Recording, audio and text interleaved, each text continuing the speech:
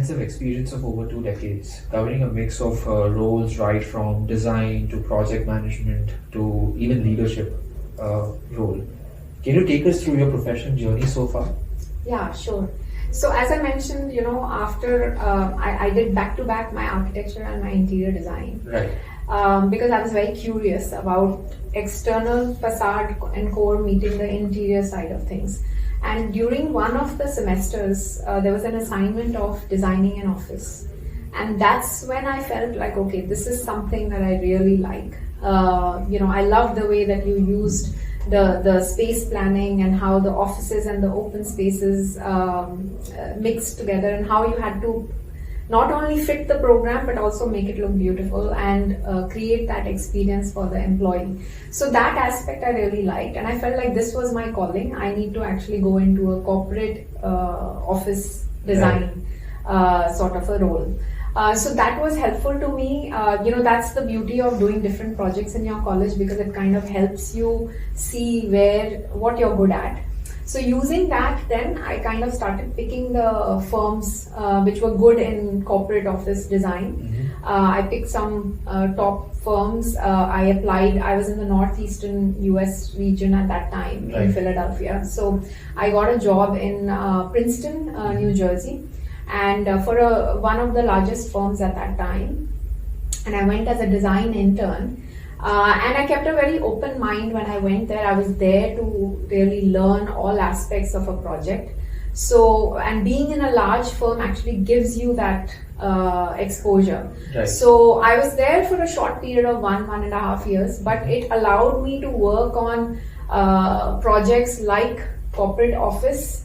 It also helped me, from doing punch lists of closure of an office, or from pulling the furnishings of the furniture and the finishes, and even just putting together the CAD drawings of a good for construction drawing. I mean, it gave me like a complete flavor. Okay. And since it was a large firm, while I was working on corporate offices, I also got the exposure to work on a university library project, or different types of like a hospital. Mm-hmm. So it further kind of justified to me that the office is the one that I like, and this is where I need to continue to grow in that sector, that market sector.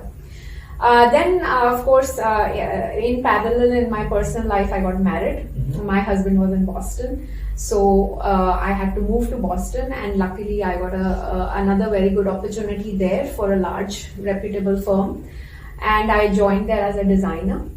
And when I was there, again, that company landed a really big, very prestigious project of that time. It was a big pharma company. Okay. And they were coming up with a very radical idea of combining offices and labs in the same space. Traditionally, there used to be an office space, your front office, and then there was your lab, in the boonies somewhere. Right. But this is a very radical concept of having it right in the center of, Cambridge, in Massachusetts. Mm-hmm. So that allowed us to really take that client brief and start working into some innovative solutions, for the client.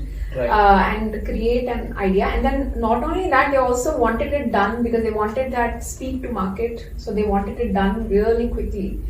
I was put as part of the team in charge of one aspect of completing those drawings. Right. If I may, let me say quickly, just to get a perspective, what would be the time span that you all had to work with?